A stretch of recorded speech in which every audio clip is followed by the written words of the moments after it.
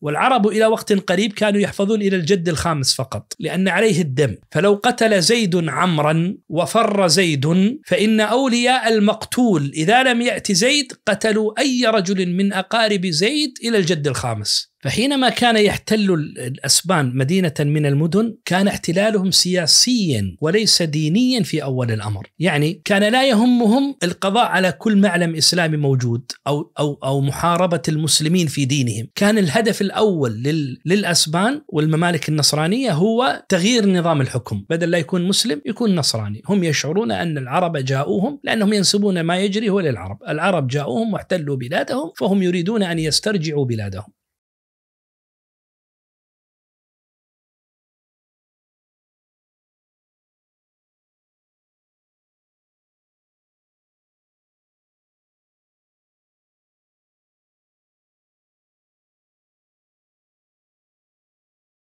السلام عليكم، أنا محمد الزايد وهذه ديوانية محفوف. بداية نشكر رعاتنا لهذه الحلقة شركة زل القهوة العربية وشركة سمارت لوكس أند هوم للأقفال الذكية.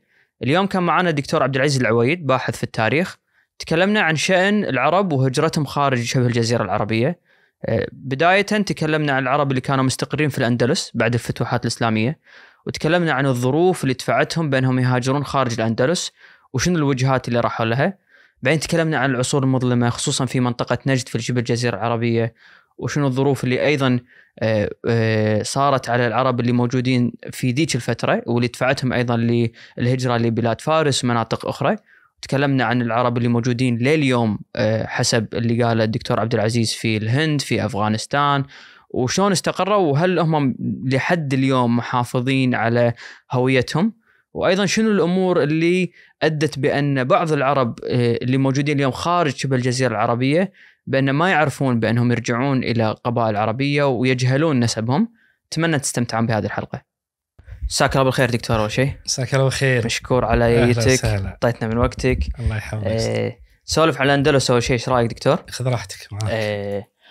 يعني أنا ودي بشكل، يعني أنا قايل لك لا تقول لي دكتور. أبو سعود سامحنا أبو سعود. أبو سعود هذا في واحد في القصيم، رجل فاضل هو ويشتغل يعني على قد حاله، يعني ما هو أكاديمي، فصار إذا كتب حط اسمه يحط قبله حرف الدال. فاستغرب واحد قال ما شاء الله أنت متى صرت دكتور؟ يشوفه يعني على قد حاله يعني. قال أنا ماني دكتور، أنا دلال في سوق الغنم. فأنا طال عمرك دلال في سوق الحكي. لا دكتورنا حبيبي. أبو سعود، على موضوع أنا بودي بصراحة بشكل مختصر نسولف يعني بس عشان نعطي سياق حق اللي قاعد يشوفنا. نتكلم على سبب سقوط الأندلس بشكل سريع، يعني هل هو سقوط بسبب سياسي ديني العوامل، يعني بشكل مختصر بس نعطي سياق حق اللي قاعد يشوفنا اليوم قبل لا نبتدي موضوعنا. بسم الله الرحمن الرحيم. طبعا هو الأندلس عبارة عن بلد متعدد الثقافات متعدد الأعراق، فالعرب أنفسهم كانوا متعددين، ليسوا من بلد واحد، ليسوا من قبيلة واحدة. ثم المسلمون قبل أن يدخلوا الأندلس كانوا متعددي الأعراق، هناك المسلمون العرب وهناك المسلمون البربر أو الأمازيغ من شمال أفريقيا. لما طبعا موسى بن نصير كان واليا على المسلمين في القيروان، والقيروان انطلقت منها الفتوحات لفتح بلاد الأندلس. القيروان في تونس.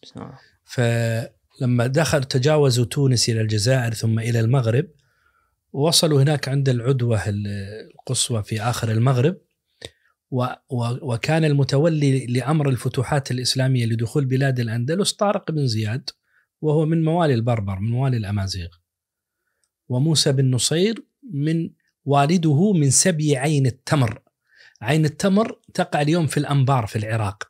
فنصير أحد الذين سباهم خالد بن الوليد رضي الله عنه لما فتح الأنبار.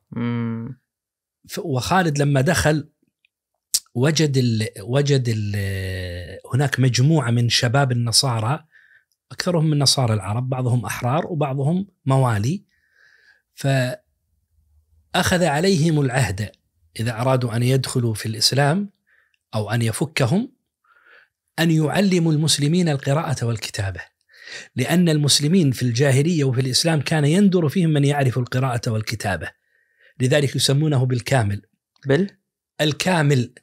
الكامل عند العرب ما اجتمعت فيه 4 صفات: معرفة القراءة والكتابة، السلامة من العيوب الجسدية أو الخلقية، الكرم، الشجاعة. فهؤلاء ندرة الذين يعرفون القراءة والكتابة. فخالد لما دخل، وطبعا الكمل عند العرب قلة منهم، يعني فيما يذكرون سعد بن عبادة وقيس كان ابنه مؤهلا إلى أن يكون من الكمل لولا أنه كان أمرد يعني ما ينبت الشعر في وجهه، والعرب كانت لا تحب هذه الصفة، حتى إن بعض الخزرج قالوا إن قيسا لسيدنا لولا أنه أمرد. المهم، فموسى بن نصير كان والده من سبي عين التمر.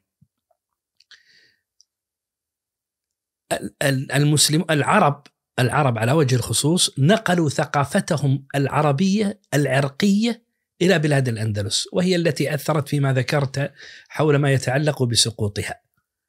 فلم يكن سقوطها يوما واحدا ولا 10 ولا 100 ولا قرنا، وإنما تتابعت أسباب السقوط.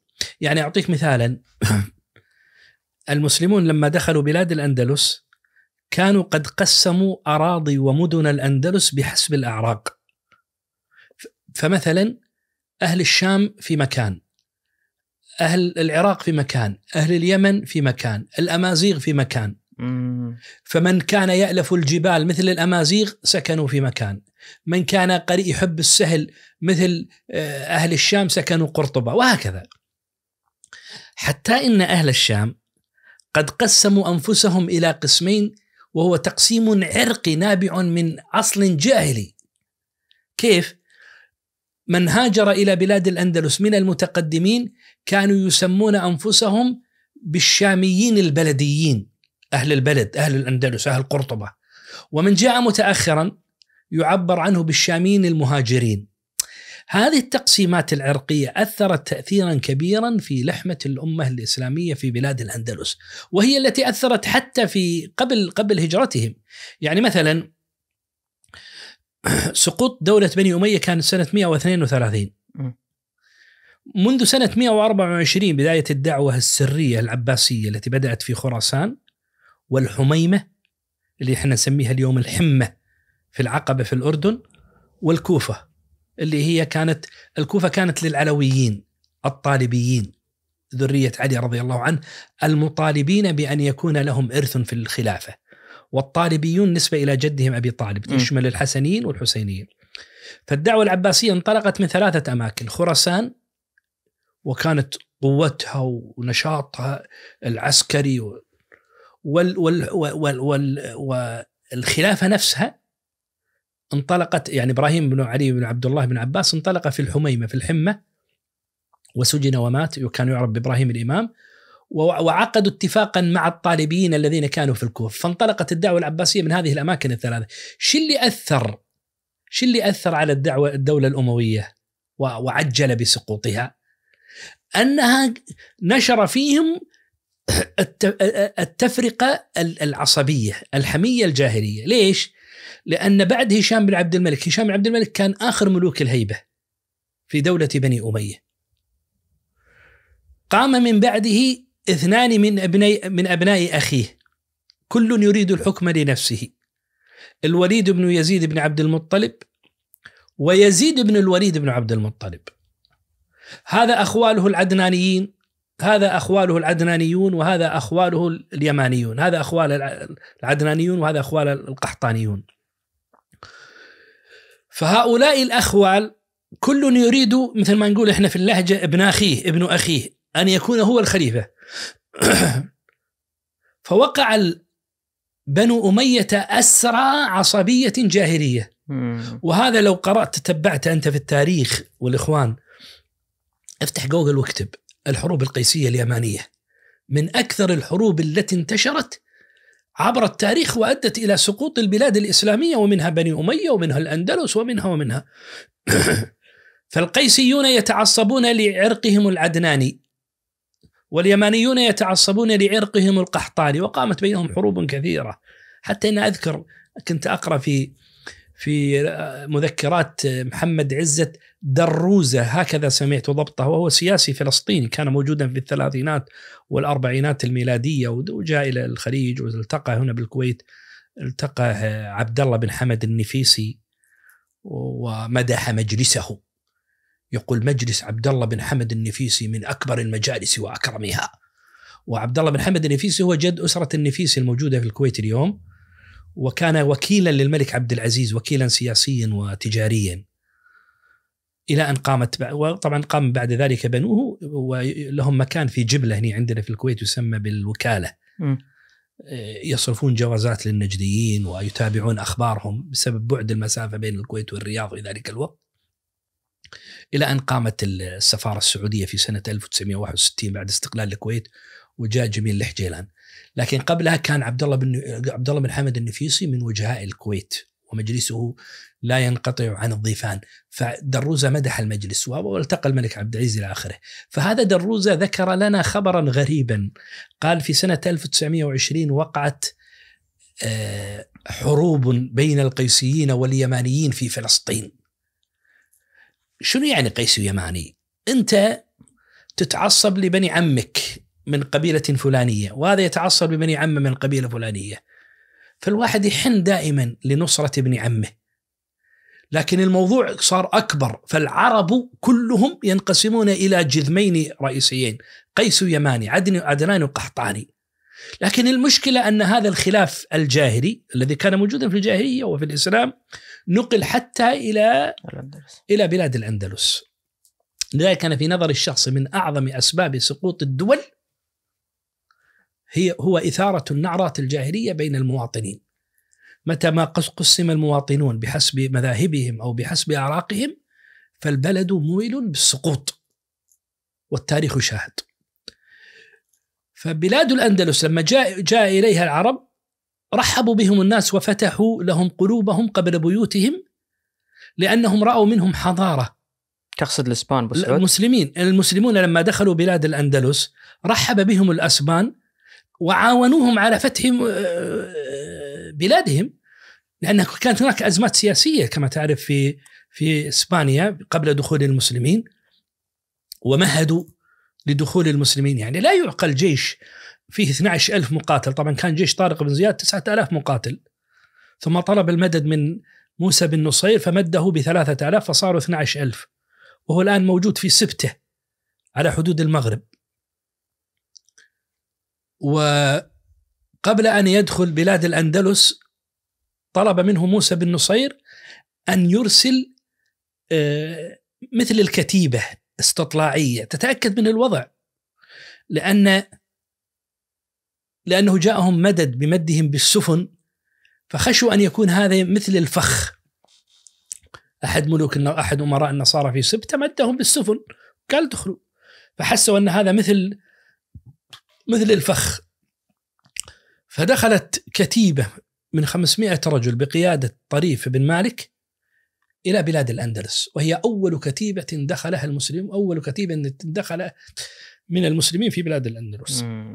وكانت أول أرض وطؤوها صارت تعرف ذلك باسم طريف، تسمى اليوم طريفة نسبة إلى طريف بن مالك. طبعا طريفة هذه تعتبر ميناء بحري، فكانت المراكب القادمة إلى بلاد الأندلس تدفع مبالغ معينة مثل الضريبة أو مثل الرسوم. هذه الرسوم كانت تسمى بطريفة، دفعت طريفتك ولا ما دفعت طريفتك. ثم مع التحوير صارت تسمى بالتعريفة، وهي التي نسميها اليوم بالتعريفة نسبة إلى طريفة. فدخل المسلمون بلاد الأندلس وأنشأوا حضارة امتدت ما يقرب من 7 سنين. لكن هذه الحضارة أصلا يعني شابها شيء من الدخن بسبب وجود نعرات جاهلية، بسبب وجود خلافات. يعني مثلا خذ على سبيل المثال عبد الرحمن الناصر الأموي الذي يعد أعظم ملوك الأندلس وأعظم ملوك زمانه رحمه الله تعالى، وكان في حدود سنة 250، وهو أول من تسمى بخليفة من أمراء الأندلس، لأن من قبله من بني أمية كانوا يلقبون بالأمراء. هو بدأ ما يسمى بعصر الخلافة في بلاد الأندلس، لأن بلاد الأندلس لها عصور: عصر الفتح الإسلامي، عصر الولاة، عصر الإمارة، عصر الخلافة، عصر الدولة المنصورية، أو كما يقولون العامرية نسبة إلى الحاجب المنصور. بعضهم يسميها دولة مستقلة، وإن كانت هي ليست مستقلة، استمرت ما يقرب من 50 سنة بعد دولة الخلافة. ثم عصر ملوك الطوائف، ثم جاء بعد ذلك عصر مملكة غرناطة الذي استمر ما يقرب من 250 سنة. فعبد الرحمن الناصر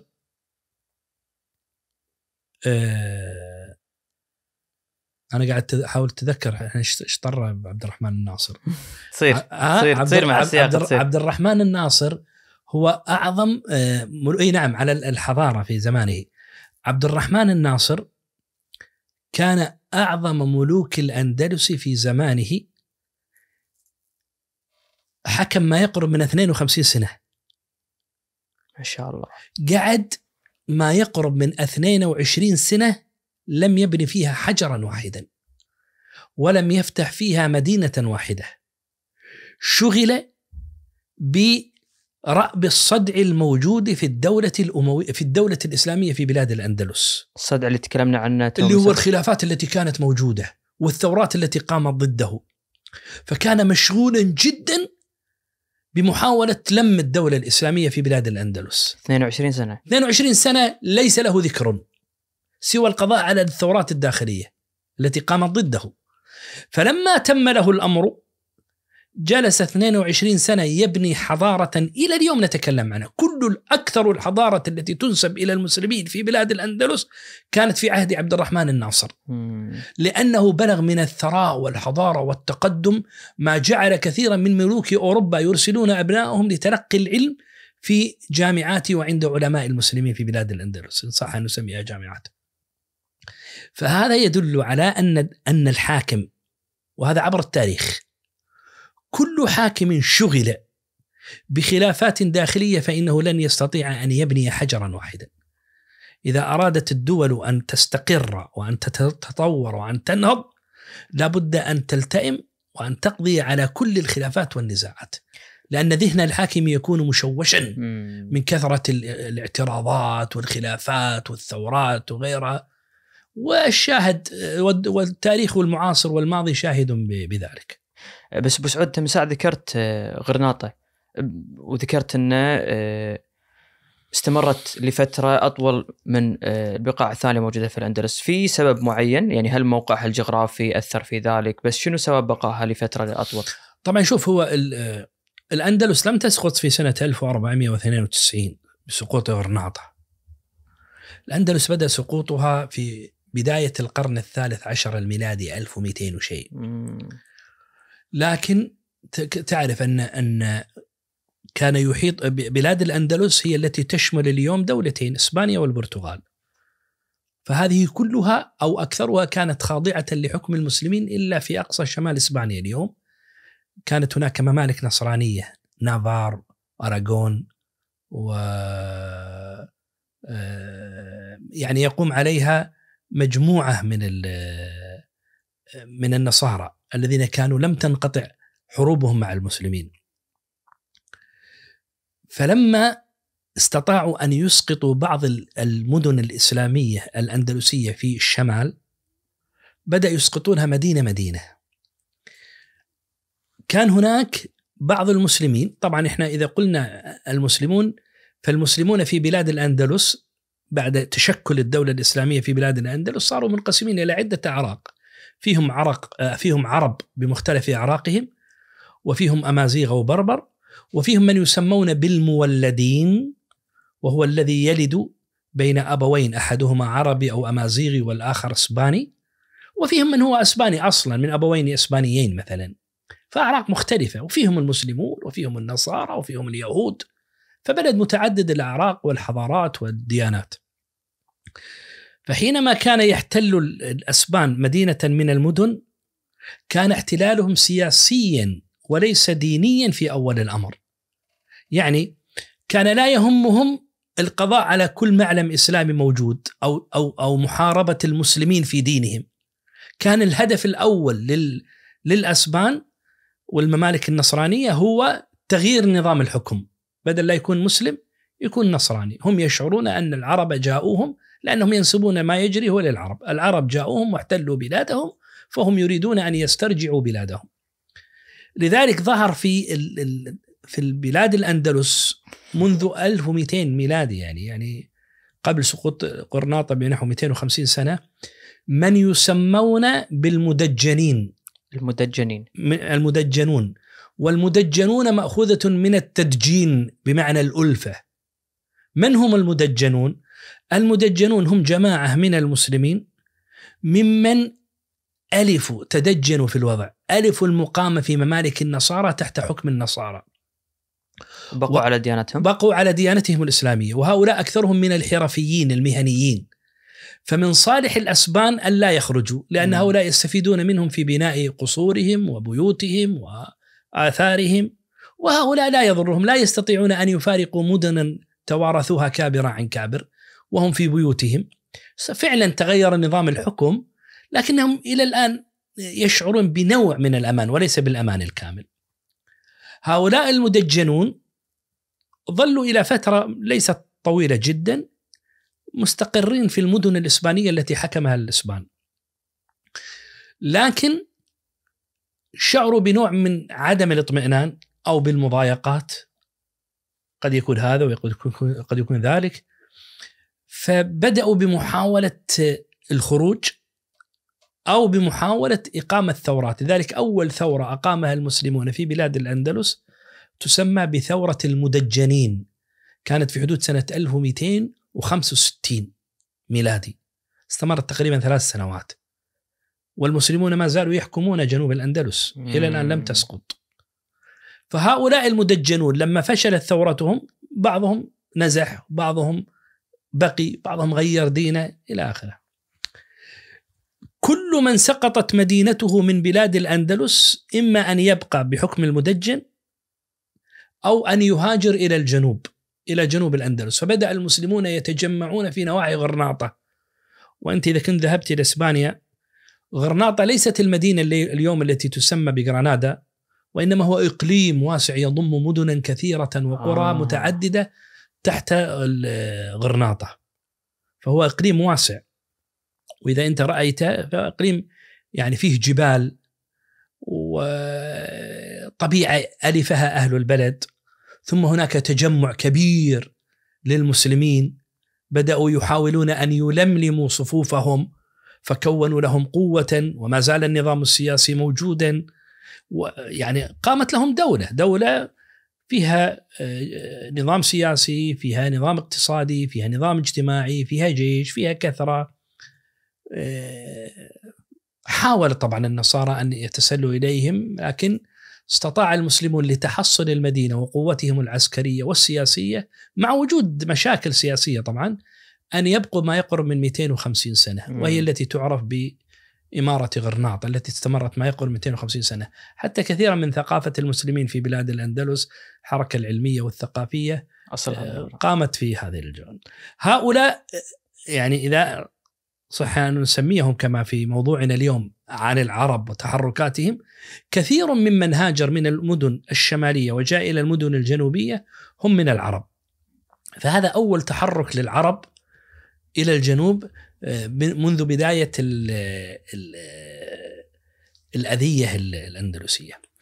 ظل المسلمون على ذلك إلى سقوط الأندلس في سنة 1492، وما زال الانقلاب انقلابا سياسيا فيه نفس ديني، لكن لم يتدخل النصارى بشكل مباشر إلى أن جاءت بعد ذلك محاكم التفتيش. طبعا محاكم التفتيش قامت قبل هذا التاريخ، لكن على المسلمين قامت بعد هذا التاريخ، وصار لها أذى كبير على المسلمين، خاصة في سنة 1609 التي غيرت تغييرا كبيرا في مجرى التاريخ الأندلسي والعربي.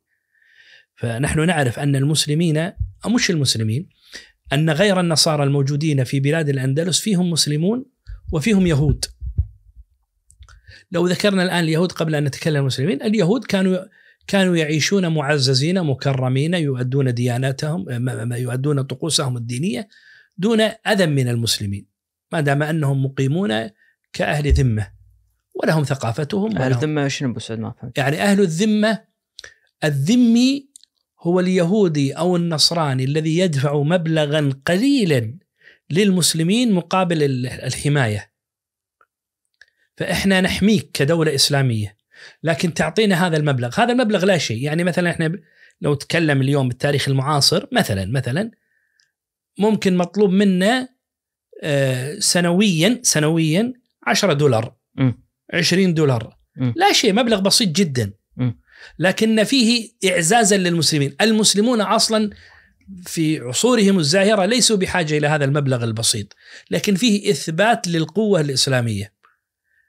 لك علينا أن نحميك، وقد جاءت نصوصنا الشريعة التي تطالبنا شرعا بحمايتك. من قتل ذميا فعليه لعنة الله والملائكة والناس أجمعين، كما يقول النبي صلى الله عليه وآله وسلم.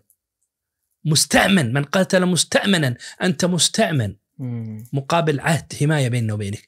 لذلك أبو عبيدة عامر بن الجراح لما دخل بلاد الشام ودخل مدينة دمشق وفتحها في أيام أبي بكر الصديق رضي الله عنه، وخرج هرقل منها ذليلا، أعاد ترتيب جيوشه، ثم هاجم هرقل مرة أخرى دمشق، فأحس أبو عبيدة أنه عاجز عن حمايتهم، وهو كان ماخذ منهم مبالغ مالية مقابل الحماية، أرجع لهم المبالغ المالية ثم خرج من الشام. يقول ابن كثير فصاروا يتباكون عليه، يعني شعروا بالأمان أكثر من حكمهم، لكن رجع بعد ذلك أبو عبيدة. فاليهود كان من ضمن من تعرض لمحاكم التفتيش. نشرحها بشكل جدا سريع. يعني شوف اليهود اللي هي محاكم التفتيش. محاكم التفتيش هي عبارة عن محاكم قامت بإدارة وإشراف ودعم كامل من الكنيسة الكاثوليكية في إسبانيا، وهي عبارة عن تخيير المسلمين واليهود بين 3 أشياء: إما التنصر أو الخروج أو القتل. فالتنصر تنصر كثير من المسلمين ظاهرا، لكن إيش يعرف المحاكم التفتيش أن هؤلاء تنصروا بالفعل؟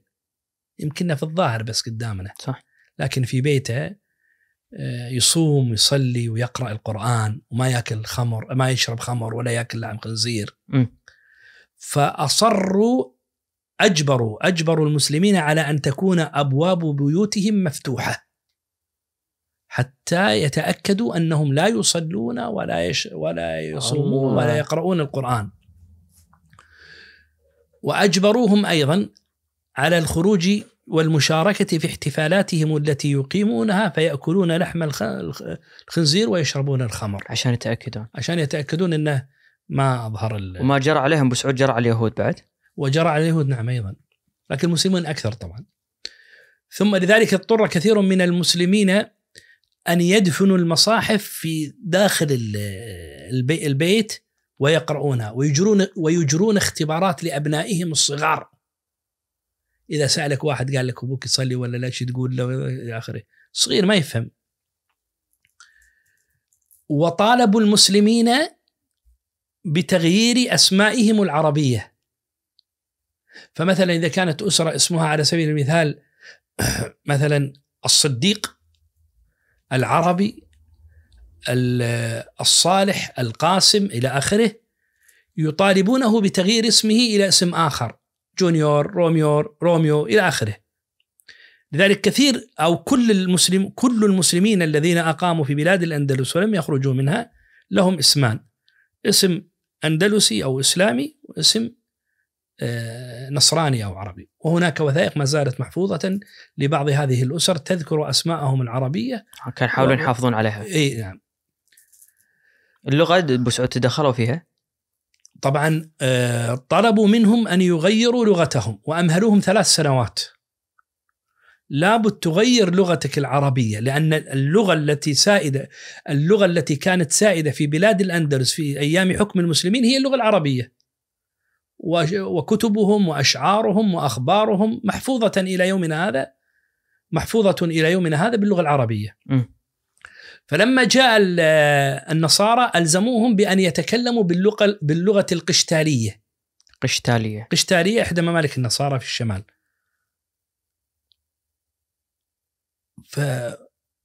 وأمهلوهم 3 سنوات لإتقان اللغة القشتالية، وممنوعها يتكلم باللغة العربية.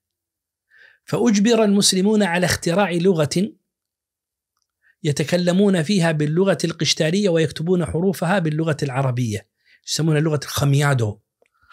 خميادو هي اللغة التي سادت زمنا في أيام بعد سقوط الأندلس، تكتب بحروف عربية وتنطق بلغة قشتالية. وهناك ما زال إلى يومنا هنا بعض المخطوطات التي كتبت باللغة الخميادوية، خميادو مكتوبة لكنها غير مفهومة، يفهمها قليل. مثل إيش؟ لأن هذه موجودة، هذه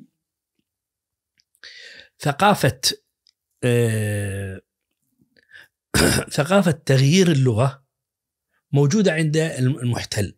يشعر المحتل أن اللغة هي جامعة بين أبناء هذه اللغة، فمن المهم أن تحول هذه اللغة، إما أن تحول نطقا دون الحروف، أو أن تحول النطق مع الحروف. أعطيك مثال.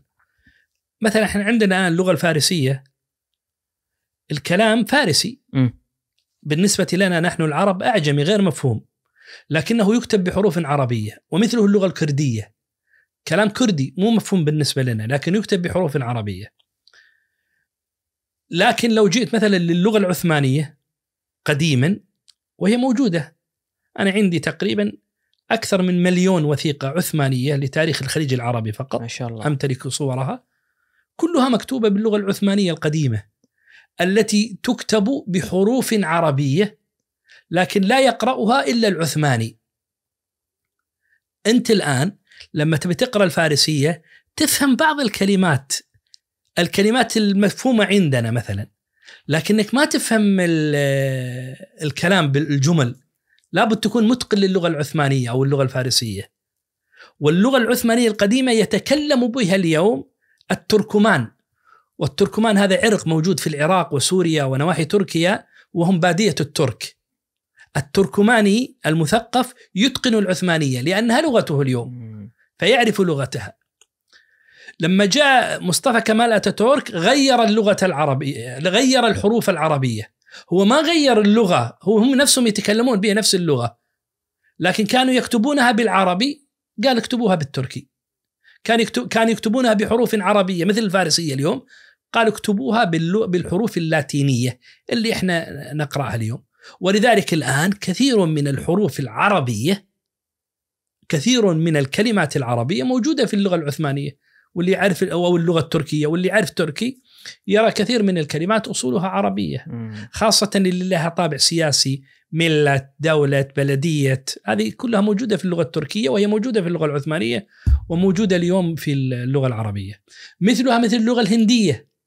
اللغة الهندية اليوم تنطق بلغة أعجمية بالنسبة لنا، لكنها تكتب بحروف عربية. سابقا بعد الاحتلال الإنجليزي وحكم الهندوس بعد ذلك تغيرت اللغة الهندية من الحروف العربية إلى الحروف الهندية.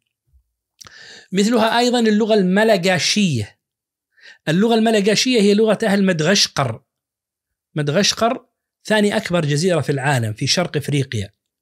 مدغشقر اللغة اللي يسمونها الملغاشية تنطق بكلام ملغاشي وتكتب بحروف عربية. بعد الاحتلال الفرنسي، كانت دولة إسلامية طبعا، بعد الاحتلال الفرنسي تغيرت حروفها إلى الحروف اللاتينية، فأنت اليوم ما تفهمها. فالمسلمون في بلاد الأندلس حاولوا أن يغيروا ذلك، حاول النصارى أن يغيروا ذلك، وحاول المسلمون أن يقوموا عملية أسبنة اللغة العربية، أن يغيروا الكلام بالحروف العربية. ظلوا فترة يكتبون باللغة هذه الخميادو، لكن بعد ذلك ضاعت يعني مع مرور الوقت. بس أنت قاعد تتكلم، يعني قاعد ما شاء الله أعطيت أكثر من مثال حتى خارج إسبانيا وعلى مر العصور. بس هذا حكم المستعمر، أو أن أنا عشان أحكم شعوب معينة أو إقليم معين. موضوع اللغة جدا مهم، أن أنا أدمجهم معاي بنفس اللغة وأسلخهم من هويتهم. يعني هذا جزء من اللي يسوونه عادة من يحكم شعوب معينة أو يحاول أن يحكم السيطرة عليهم. شوف، الدكتور محمد حسين وهو مصري، أحد الذين حملوا ألوية الجهاد الثقافي ضد المحتل أيا كان محتلا، أوروبيا، بريطانيا، فرنسيا، إسبانيا. قال المحتل يهدف إلى محاربة 3 أشياء في كل بلد. يتكلم عن الاحتلال للبلاد الإسلامية: محاربة الدين الإسلامي، ومحاربة اللغة العربية، ومحاربة المرأة. قال المحتل في كل البلاد الإسلامية كان يهدف إلى هذه الأشياء ال3. إذا استطاع أن يحاربها وأن يطمس أثرها من البلاد الإسلامية المحتلة قضى عليها. عنده كتاب نفيس جدا اسمه الاتجاهات الوطنية في الأدب المعاصر، وأتمه في كتاب آخر اسمه حصوننا مهددة من داخلها، تناول هذه الأشياء. فقال المحتل لما جاء مثلا إلى مصر، يضرب مثالا في الاحتلال الفرنسي ثم الإنجليزي، لما جاء إلى مصر أحيا التعصب الداخلي، أحيا النعرة الجاهلية في مصر. فقال مثلا من الأشياء المتعلقة باللغة، عشان ما نطيل، من الأشياء المتعلقة باللغة سعى المحتل عن طريق أدواته العربية المصرية الموجودة في مصر أن تكون اللغة المصرية أن تكون اللغة في مصر لغة مصرية لا مضرية.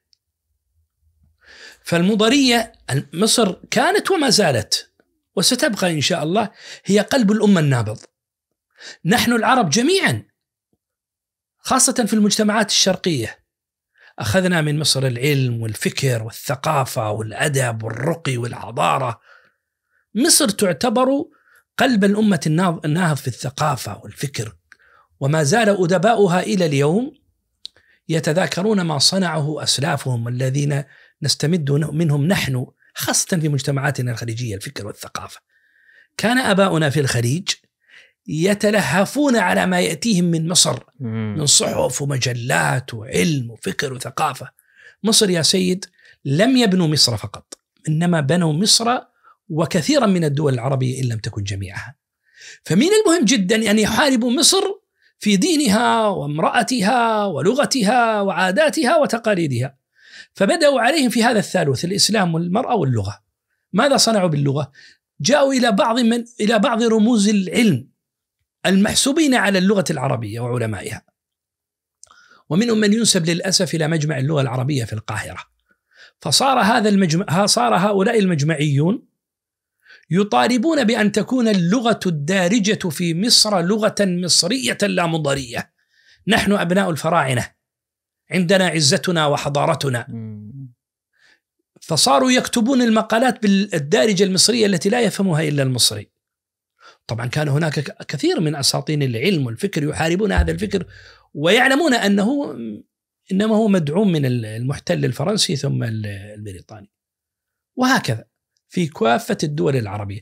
لذلك أنا الآن الخليجي غالبا ما أستطيع أن أفهم ماذا يقوله المغربي أو الشامي أو أحيانا المصري مثلا أو الموريتاني، لكن لو تكلمنا جميعا باللغة العربية الفصيحة فهم بعضنا بعضا. فاللغة جامعة، ولذلك هم أصلا لا ينظرون إلى اللغة العربية على أنها لغة ثقافة أو عرق يسمى العرب، إنما يفهمون على أن اللغة العربية هي لغة القرآن وهي لغة الإسلام، وهي كذلك طبعا. فهم يريدون أن يحاربوها لأنها بوابة لمحاربة الإسلام. وهذا ما صنعه الإسبان في بلاد الأندلس. فهموا أن هذه اللغة هي اللغة التي تجمع المسلمين في بلاد الأندلس، فيجب أن نسلخهم من هويتهم الإسلامية والعربية أيضا. حاول العرب أن يكافحوا ويجاهدوا هذا الفكر، ما استطاعوا. بس أنت ما بيتفرع وايد، بس شدتني لما قلت يحاربون يعني من جزء من الثالوث موضوع المرأة. إيش معنى المرأة؟ المرأة تعرف، المرأة هي نصف المجتمع، وأنجبت النصف الآخر فهي المجتمع كله.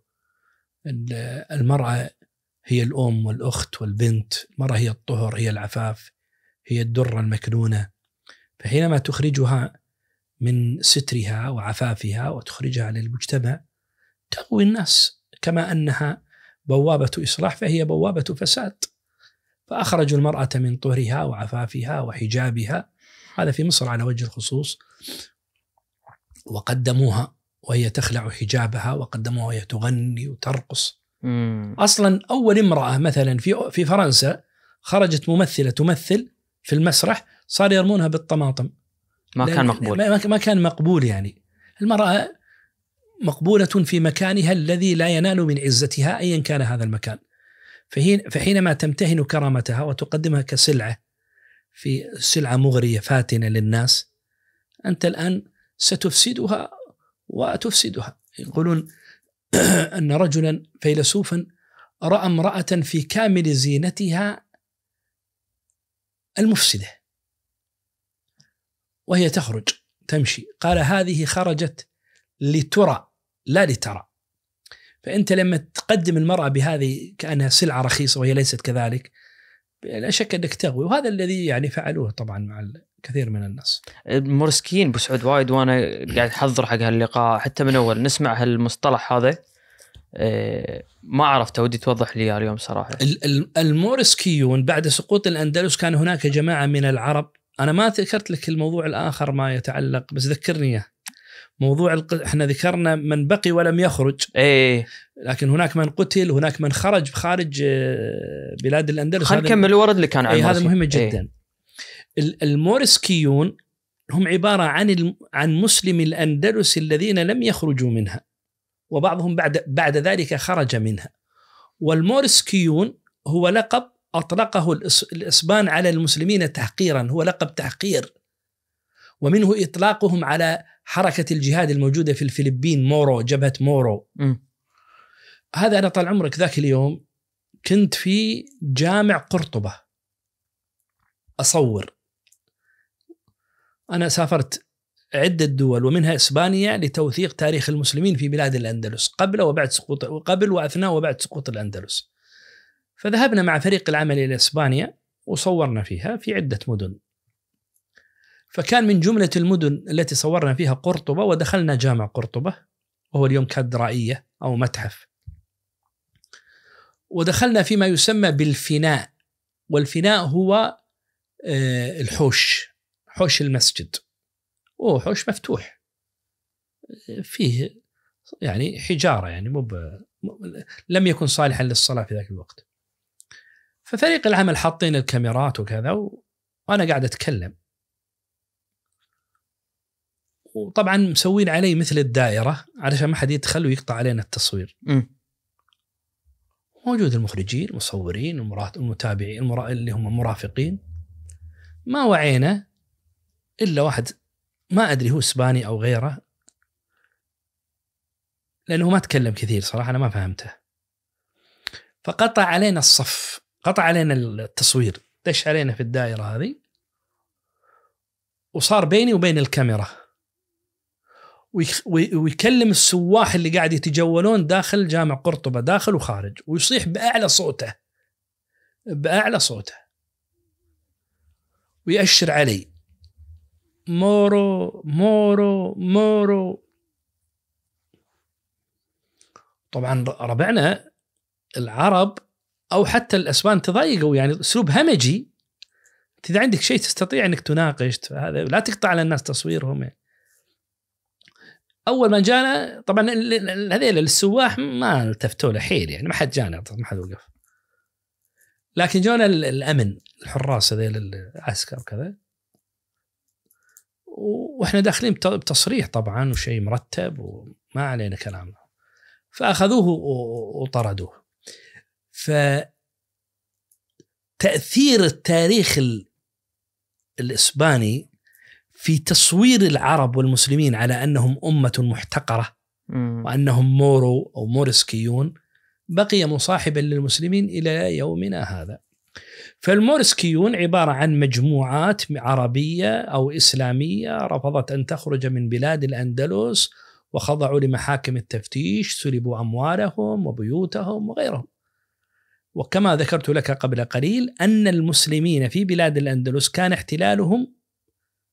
احتلال النصارى لهم احتلالا سياسيا لا دينيا، وبعد ذلك لما قامت محاكم التفتيش وما بعدها أيضا أصبح ديني. صار احتلالا دينيا، خاصة لما كان بإشراف الكنيسة. فهؤلاء المورسكيون صح أن نسميهم كذلك وجدوا تعاطفا من بعض العرب، لأن بعضهم أغنياء هؤلاء العرب أو هؤلاء المسلمون. فنجد أن بعض النبلاء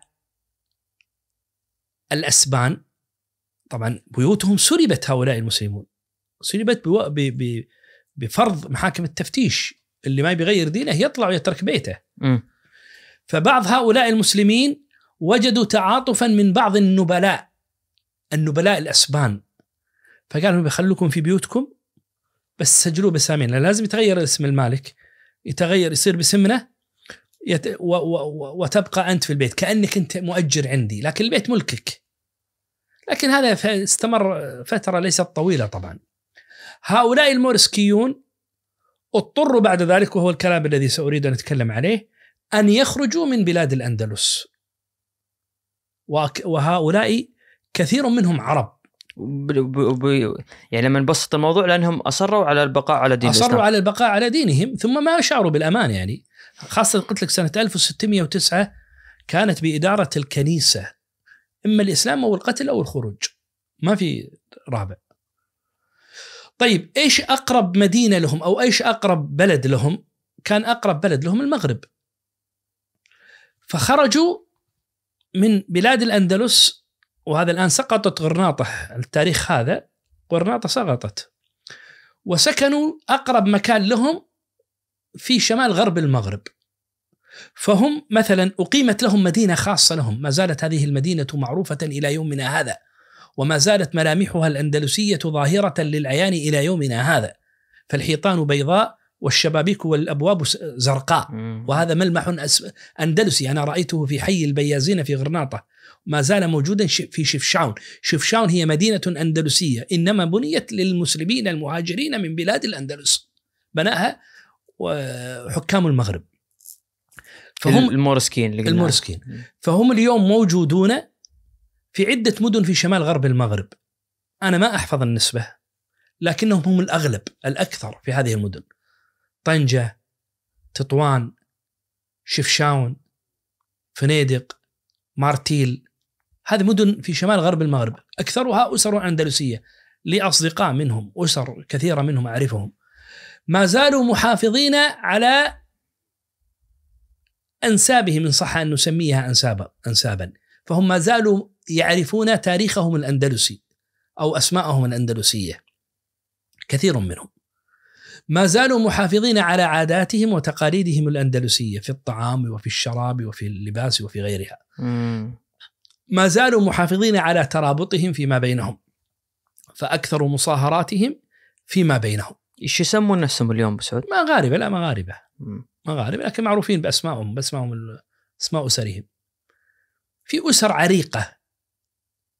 عريقة عندي أصدقاء منهم، لكونها أسرة حكم تولت حكم بعض النواحي في شمال غرب المغرب في أيام الخروج، فهم يحتفظون بالتاريخ، لكن من غير وثائق طبعا، يحتفظون بتاريخهم. كثير منهم خرج ونزح إلى المغرب، وسط المغرب، الرباط، الدار البيضاء، فاس، مكناس. وكما تعرف أن أبا عبد الله الصغير لما خرج من غرناطة بعد سقوطها، من الرواية المذكورة أنه استقر في فاس، وبعض الروايات التاريخية تقول إنه عاش متسولا فيها. والله ما أدري عن صحة ذلك، لكن هذا وجدته في بعض المصادر الأندلسية، لكن أسرته غابت، ضاعت. بعض هؤلاء ظل محافظا على نسبه، على تاريخه الأندلسي. فنحن نعرف أن هناك كثيرا من الأسر تدعي أنها ترجع في نسبها مثلا إلى بني الأحمر، حكام غرناطة. وبنو الأحمر هم من ذرية سعد بن عبادة الأنصاري رضي الله عنه، وإنما لقبوا ببني الأحمر لاحمرار شعر رؤوسهم. فبنو الأحمر هناك بعض الأسر تنتسب إليهم، ومنهم من يدعي يظهر أن يعني أن يكون بقرب لك الصورة. مثلا آل عريعر حكام بني خالد كانوا يحكمون الأحساء وما جاورها إلى الكويت. هناك كثير من الأسر تنسب نفسها إلى آل عريعر وليسوا من بيت الإمارة وإنما من توابعهم، قد يكونون أصهارا، عبيدا، عمالا، موظفين، أي شيء، أو ينسبون نفسهم إلى القبيلة إلى بني خالد وليسوا منهم لكنهم جاوروهم. فهذه الأسر بعضها ليس منسوبا إلى بني الأحمر أن أجدادهم بني الأحمر كذلك، وإنما قد يكونوا شرطيا، قد يكونوا من خدام القصر، من عبيده أو إلى آخره. يعني ونحن نتكلم عن زمن صار له الآن 700 سنة. فبعض هؤلاء موجودون إلى اليوم، أنا لا أريد أن أسمي، بعض الأسر تنسب نفسها ولا تصح نسبتها، وهم موجودون اليوم في بلاد الشمال إفريقيا. وهناك صحفي أو مش إعلامي، صحفي إسباني في مطلع القرن العشرين اسمه إنفايتي، وله خبر موجود حتى في جوجل، جريدة إسبانية قديمة نشرت خبرا له، أو نشر خبرا لها، أنه التقى بعض بني الأحمر في المغرب، ثم هاجروا بعد ذلك إلى أوروبا. كان يعمل حداد أو ما أدري إيش كان يعمل. ومن الطريف أنني زرت أغمات هي قرية تقع شرق مراكش، تبعد عنها 30 كيلومتر، فيها قبر المعتمد بن عباد. المعتمد أحد ملوك الطواف، رحل إليها في أيام يوسف بن تشفين وسجن في أغمات، ثم نقلت أسرته، ومنها زوجته اعتماد وابنته وولده، انتقلوا إلى أغمات حتى يكونوا قريبين من المعتمد. ثم لما توفي دفن هناك، ثم دفنت اعتماد معه، ودفن ولد وبنت أو ولدين، وما زالت قبورهم موجودة إلى يومنا هذا في قرية أغمات، ضريح وبناء وكذا. زرت المكان؟ نعم، تكلمت أنا زرت المكان. أي أنا زرت المكان، وكان معي أيضا فريق التصوير. فالتقيت رجلا عرف نفسه على أنه اسمه، ما أريد أن أذكر اسمه، فلان المعتمد. فلان المعتمد، قال أنا فلان المعتمد. فأنت لما يقول لك واحد فلان المعتمد وأنت جاي تصور حلقة عن المعتمد، كأنك في بنغلاديش وتقول أنا جاي من مكة، فقاعد تمسى عليك على أنك ولد الرسول صلى الله عليه وسلم. فأنا هذا قعدت ألمه وأحضنه، يعني أنا كأني وقعت على تاريخ، وأنا مصدق أنا مع ولد المعتمد، وأنا أحضنه وقلت يا حياك الله يا أخ فلان، كيف حالك؟ تمام. بس أنا مو مصدق الحين. قلت له ممكن بطاقتك؟ أعطاني بطاقته، إلا فعلا فلان المعتمد نفس ما قال، ووريت وتصورنا ووريت شو هذا مع ابن المعتمد هذا وبطاقته. صورنا الحلقة طبعا هو معانا. راحت الأيام، جت الأيام هذه قبل حوالي 12 سنة 15 سنة. قبل سنتين رحت مع بعض الإخوة، زرنا مراكش وزرنا أغمات، والتقيت رجلا عليه سيم العلم والوقار، رجل ثقيل في العلم، كلامه موزون ومثقف واسع وصاحب علم. وإذا به القائم على هذا الضريح والمكان، وعنده مكتب داخل. طبعا دخلنا في مكتبه وصار يشرح لنا شيء من التاريخ اللي يتعلق بالضريح إلى آخره. أنا أعرضها عرض تاريخي يعني. فأنا الشيء بشيء يذكر، قلت له أنا زرت هذا المكان قبل 10 سنين أو سنوات، وجدت رجل اسمه فلان، واحد معتمد، ما أعطيته حتى اسمه. قال لا يكون فلان. قلت والله فلان. قال هذا نصاب يمشي مع بطاقته. قلت له والرسم. قال ما عليك، هذا نسب نفسه لأنه هو ساكن هنا قريب. ربنا وربهم الله، أنا ما أدري عن صحة هذه، لكن أقول لك يعني. فالمهم هاجر جماعة منهم إلى هنا. في جماعة هاجروا إلى تونس والتقيت بعضهم في مدينة في تونس اسمها بنزرت، فيها حي اسمه حي الأندلس، أهله إن لم يكونوا جميعهم فأكثرهم من بلاد الأندلس. وهناك مدن أخرى في تونس من بلاد الأندلس، الجزائر فيها من بلاد الأندلس، ليبيا فيها من المورسكين أيضا، في مصر أيضا. من الغريب في سنة 1609 وقت محاكم التفتيش، نعم، في سنة 1609 لم يستطع العثمانيون أن ينصروا مسلمي الأندلس إلا بإرسال مراكب بحرية إلى موانئ ميرسيليا وبعض الموانئ الفرنسية، وأخذوا من يستطيع أن يخرج من المسلمين من ذوي اليسار والغنى ويستطيع أن يدفع أجرة التنقل والترحل أو يستطيع أن يقيم في أي مكان. فأخذوا جماعة منهم ونقلوهم إلى البلقان. البلقان هي اليوم البوسنة وصربيا وكسوفا والجبل الأسود. ومنهم أسرة مشهورة اسمها تميموفيتش. تميموفيتش يعني التميمي، الياء اتش هذه بمعنى ياء النسب عندنا، الشمري، المطيري، التميمي.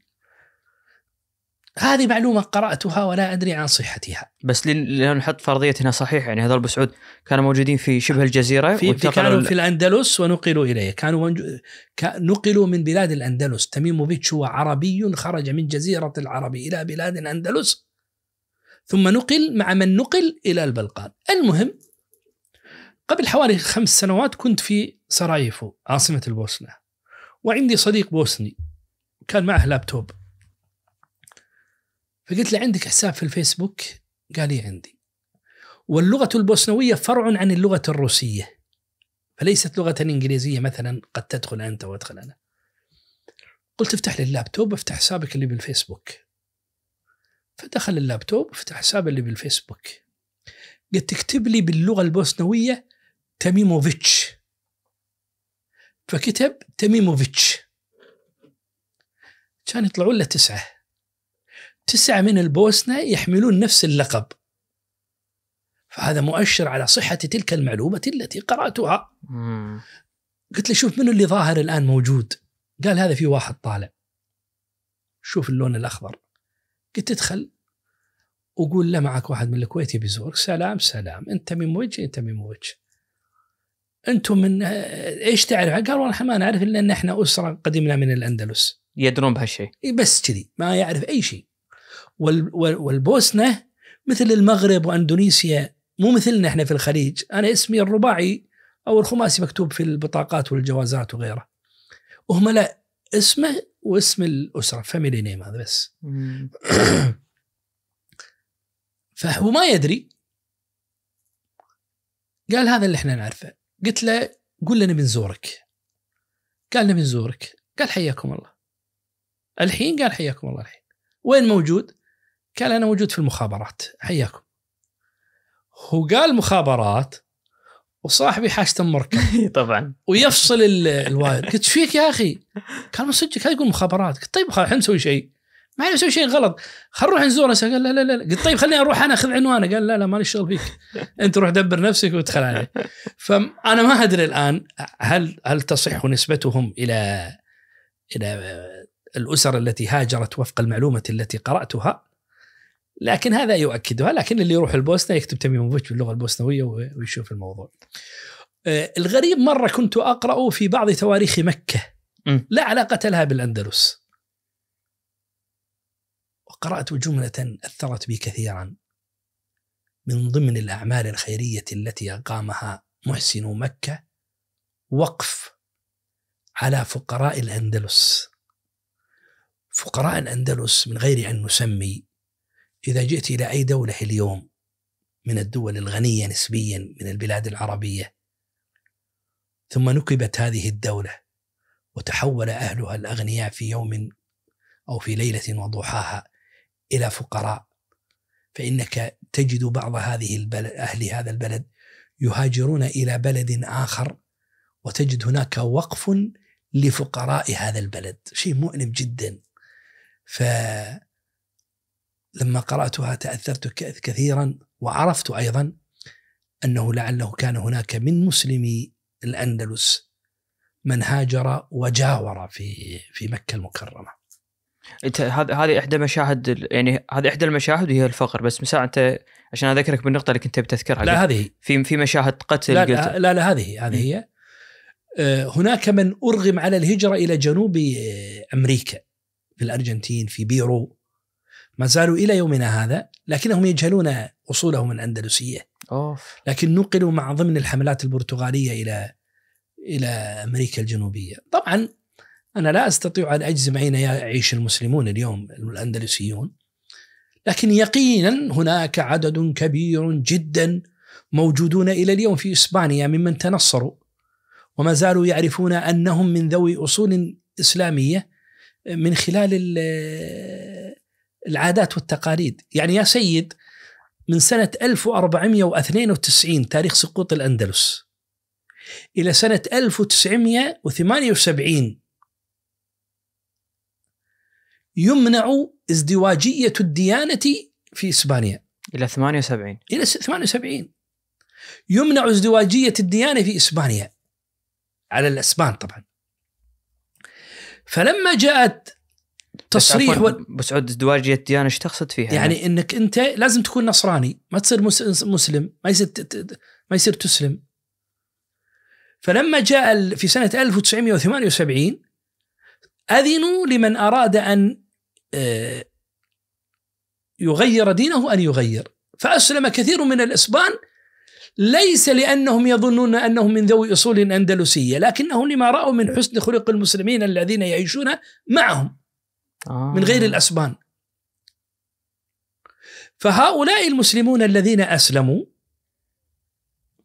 وجدوا أن بعض العادات الموجودة عندهم لها أصول إسلامية. مثلا عادة التلقين، أنا ما أعرف الإسباني، لكن أظن هكذا أولو خلا. هذه إلى الآن موجودة عند الكبار السن في الأرياف، إذا جاء ميت قبل أن يدفنوه وهم نصارى يلقنوه هذه التلقين، أولو خلا، لا إله إلا الله، الله لا إله كذي يعني.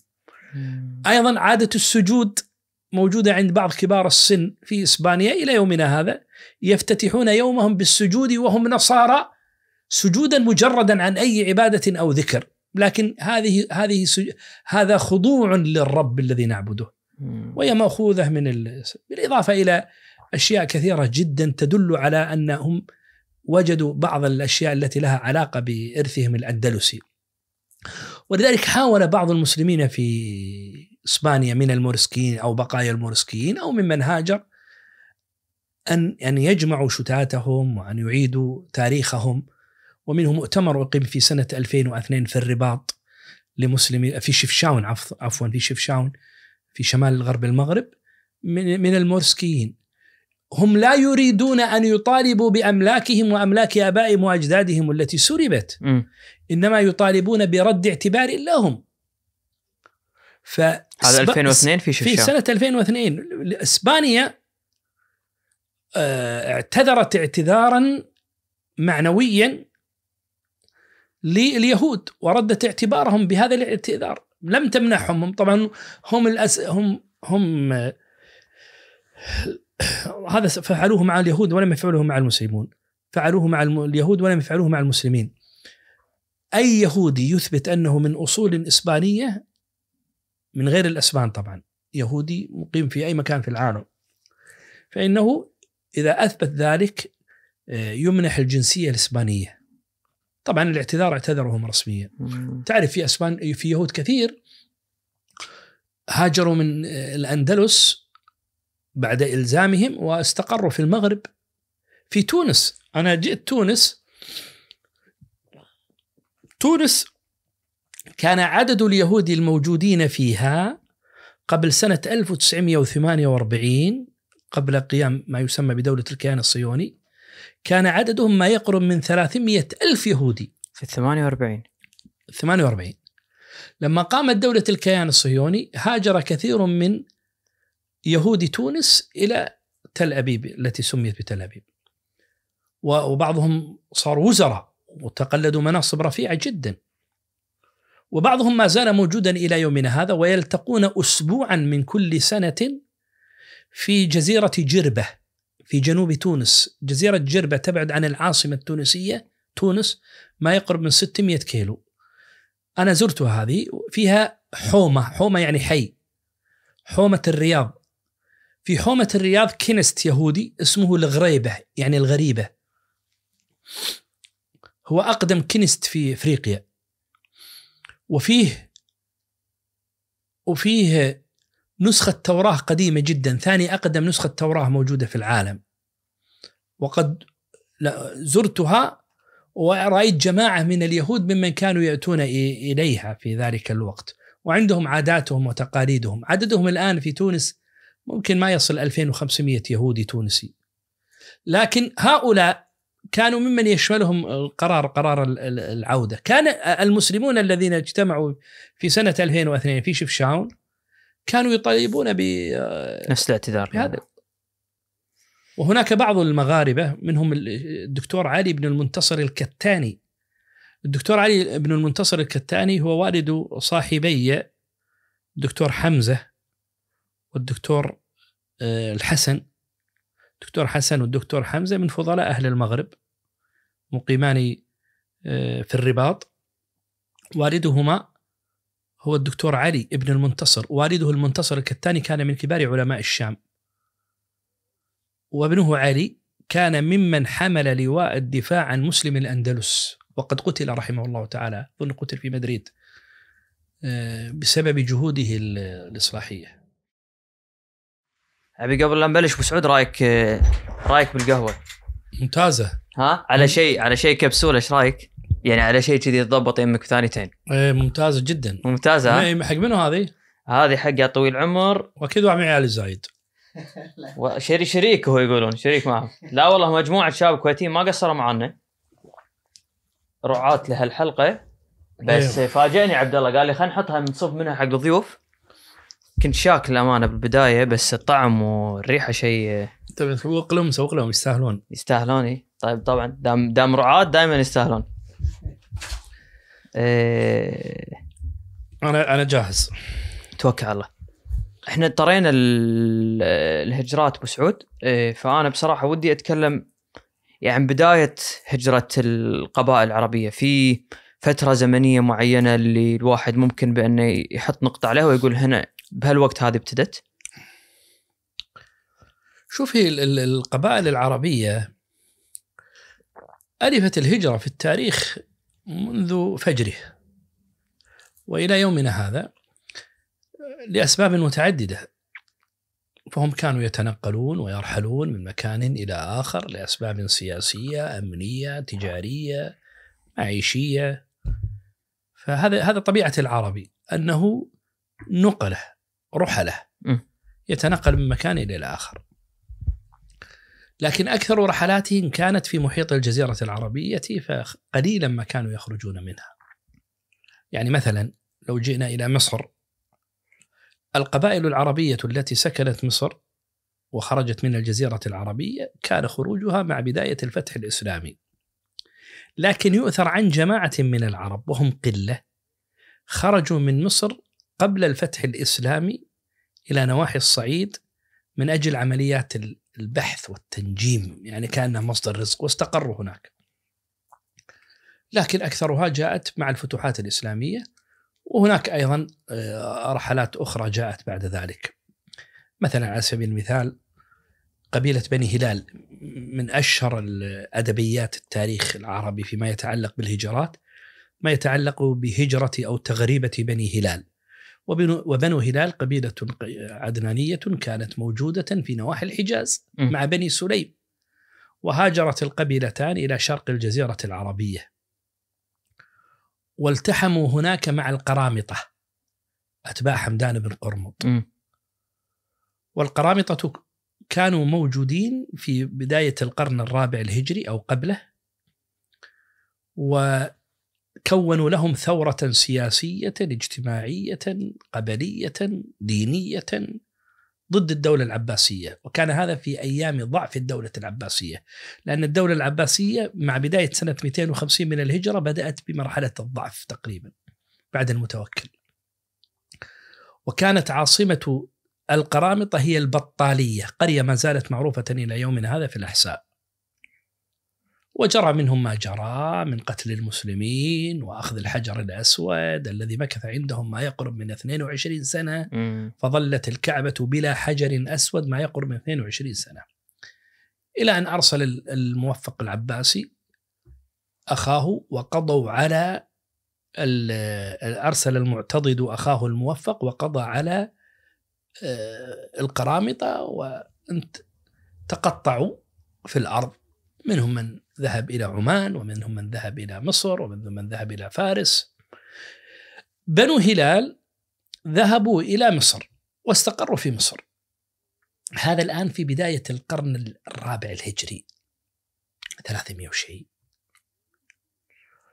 الدولة العبيدية نسبة إلى عبيد الله بن ميمون القداح خرج من اليمن إلى تونس، وادعى أنه من ولد فاطمة رضي الله عنها، ولذلك الدولة تعرف أيضا في التاريخ بالدولة الفاطمية، وإن كان بعض المؤرخين كالذهبي رحمه الله ينفي هذا النسب ويقول كانوا 14 متخلفا لا خليفة.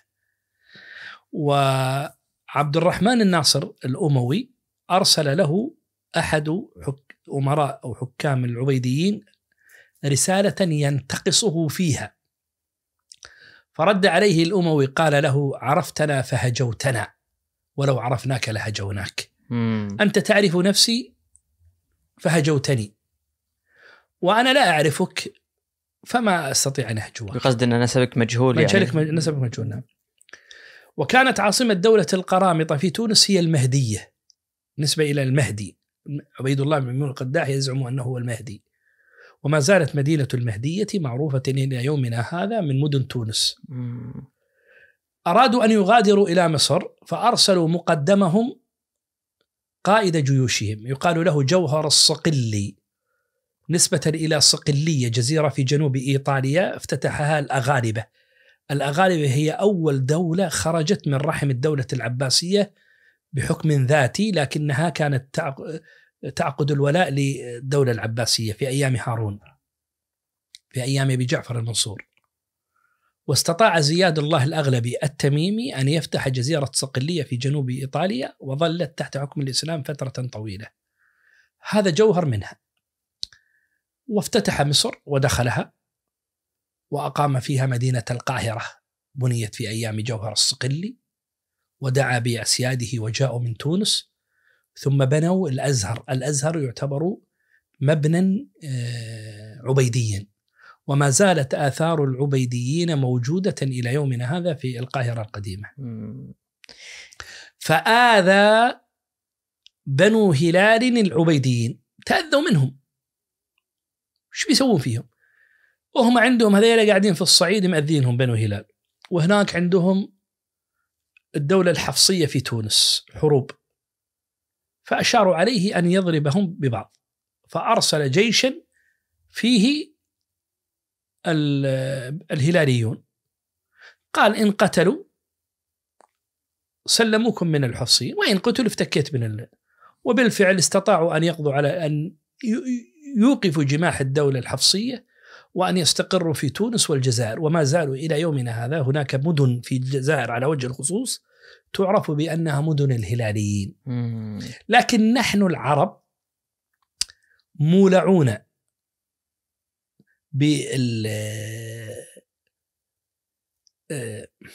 بالزيادة وتضخيم الحوادث. يعني مثلا الهلاليون المذكور عنهم شيء قليل مثلهم مثل سائر القبائل العربية، لكن نأتي إلى واحد مثلا أبو زيد الهلالي، شخصية لم تذكر بشكل كبير في التاريخ، لكن لما نقرأ الكتب، هناك كتب الآن تباع 500 و400 صفحة قصص أبو زيد الهلالي كأسطورة شعبية تاريخية معروفة بالشجاعة، أو قصص عنترة شجاع عربي. في الحقيقة أن ما ورد عن عنترة شيء قليل جدا، وما ورد عن أبي زيد الهلالي شيء قليل جدا. يقال إن أحد حكام العبيديين تأذى من الثورات والاعتراضات الموجودة في الشعب، فأشير عليه بأن يؤلف كتاب في أمجاد أبي زيد الهلالي وعنترة، وأن تلقى في المجامع مثل الحكواتية اللي في الشام. يهديهم يعني ولا شيء؟ يعني يشغلهم. فصار هذا الحكواتي وهو عبارة عن قارئ للتاريخ، راوي، يجلس ويحدث الناس. وما زال الحكواتية موجودين في الشام إلى وقت قريب. ما زال، طبعا ما تصير إلى وقت قريب، إلى وقت قريب كانوا موجودين. شفت أنا مراكش أبو سعود، يعني كنا بسوق الفنا هذا، وكان في واحد مهنته حكواتي لليوم، وكان يتكلم إن شلون هذه أرثها من أجداده، بس استغربت إن هذه مهنة موجودة يعني. لا، هو حكواتية الشام بزود، يعني مما يتندر به أن أحد الحكواتية هو شو يسوي هذا الحكواتي؟ يعني حافظ قصة طويلة، مو شرط أبو زيد وعنترة، قصص من قصة التراث يعني، وأكثرها يعني منسوجة من نسج الخيال. فهو يحدث بالقصة، ثم جاء اللص وأراد أن يقتل، وبعدين وقف قال باكر أكمل، باكر العصر. هذا شنو أم العرب هذه؟ يقول باكر.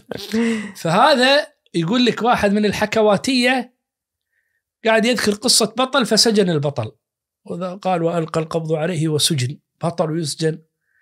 فيقول ما حس تالي الليل إلا واحد يطق عليه الباب، طاق طاق طلع، إلا هذا واحد من الحضور اللي يحضرون عند العصر.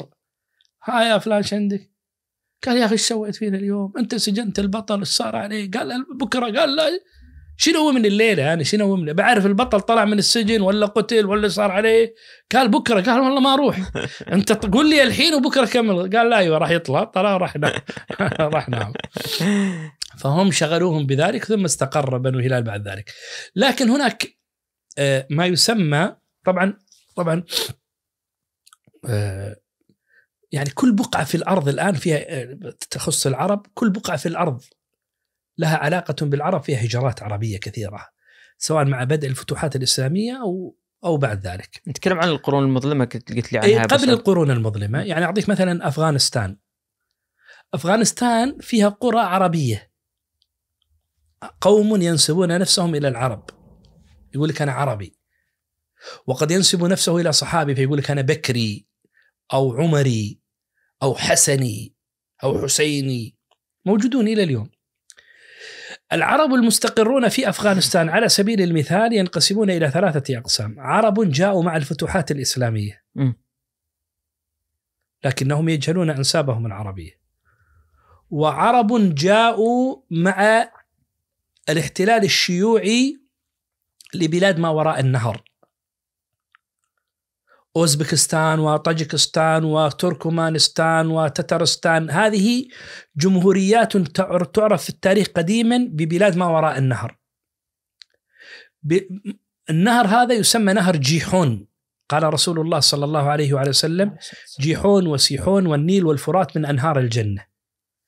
أنت الآن في الجزيرة العربية تخرج إلى ما يسمى بسواد العراق، ثم تتوجه إلى خراسان الكبرى، تشمل فارس اللي هي إيران اليوم، وتركمانستان وجزء من أفغانستان، فيأتيك نهر معترض. هذا النهر يسمى قديما بنهر جيحون، وبجانبه نهر صغير اسمه سيحون، اليوم يسمونه أمو داريا وسير داريا باللغة الأوزبكية، أي النهر الكبير والنهر الصغير. ما بعده كان يسمى قديما في التاريخ العربي ببلاد ما وراء النهر، وتضم هذه الدول. ما الذي وراء النهر؟ وراء النهر إقليم يسمى بتركستان، أرض الترك، تشمل هذه الجمهوريات وتشمل الآيغور في شمال الصين اللي اليوم نسمع الأحداث اللي تصير هنا. هؤلاء كلهم عرق واحد، اللي جاء منهم أجداد الدولة العثمانية جاءوا من هذه النواحي.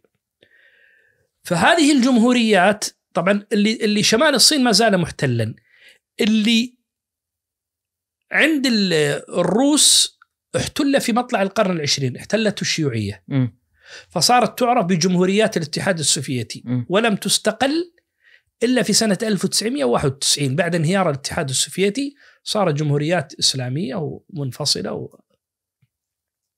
هاجر جماعة من العرب الذين يحفظون تاريخهم ونسبهم العربي دون تفصيل في النسب بعد احتلال الشيوعيين لأراضيهم إلى أفغانستان، فيعرفون بالعرب الترك أو من جاءوا من بلاد الترك، إلى اليوم معروفون، قراهم معروفة، خوارزميين يسمونهم البخاريين، العرب البخاريين اللي جاءوا من جهة بخارى.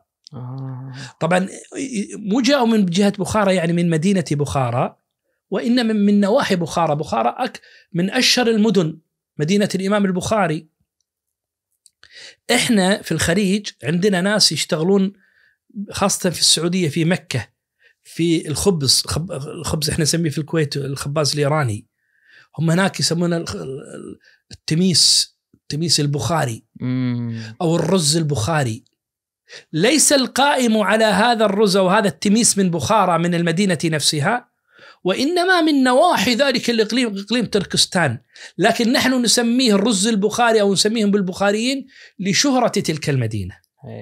مثال آخر، إحنا في الخليج وحتى في غير الخليج، حتى في نفس البلد نفسه، كنا نسمي الموريتانيين بالشناقطة، الشنقيطي إلى اليوم بعض ما يسمي فلان الشنقيطي نسبة إلى مدينة شنقيط في موريتانيا.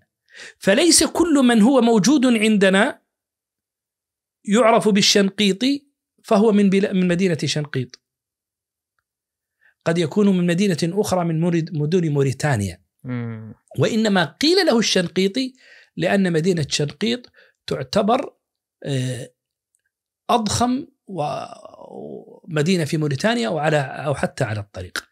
القسم الثالث من العرب الموجودين في أفغانستان هم العرب الذين جاءوا إلى أفغانستان في أيام الجهاد الأفغاني، وهؤلاء عرب من دول عربية مختلفة ما زالوا محافظين على عروبتهم. بس هذا مؤخرا يعني هم استقروا هناك؟ موجودين في بعضهم ما زال مستقرا إلى يومنا هذا، في عرب طبعا.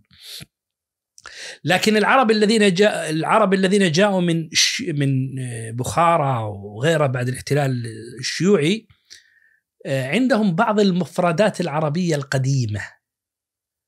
بعضهم مهتم النسب العربي، قد يعرف نسبه. بعضهم قد يكون عنده مشجرات لأسرته يتوارثها كابرا عن كابر. بس جهد فردي يكون يعني جهد فردي، نعم. لا يوجد هناك الاهتمام. أما فيما يتعلق فيما سألت عنه فيما يسمى بالعصور المظلمة، الجزيرة العربية أو لنقل نجد كانت محل اهتمام الدولة الأموية. طبعا لو بدأنا بالعصر الإسلامي يعني طبعا كانت محل اهتمام حتى من بداية الإسلام في عهد رسول الله صلى الله عليه وعلى وسلم. راسل هوذة بن علي الحنفي، وهوذة بن علي الحنفي نسبة إلى بني حنيفة كان ملكا، وكان ملكا يلبس التاج، والعرب لا تلبس التيجان. التيجان للفرس، لكن هوذة كان عامل كسرى على نجد، وكان مكانه فيما يسمى اليوم في نواحي الرياض. الرياض كما تعرف هي مدينة قامت على أنقاض مدينة الحجر قديما، ثم ما يعرف بقريتي مقرن ومعكال. مقرن ومعكال قريتان شهيرتان كانتا موجودتين قبل قيام مدينة الرياض. مقرن ليس لها أثر اليوم، ومعكال حي من أحياء جنوب الرياض. يقول الشاعر: يا ما حلا الشمس باد شعقها، ضرب الهنادي بين مقرن ومعكالي. ثم قامت مدينة الرياض بعد ذلك. فهذا كان في تلك النواحي، وجرى في عهده يوم مشهور عند العرب، لأن كسرى كان يرسل إليه بالميرة، والميرة كلمة فارسية بمعنى الطعام والشراب. تسمع أسواق الميرة، يعني بمعنى الطعام والشراب.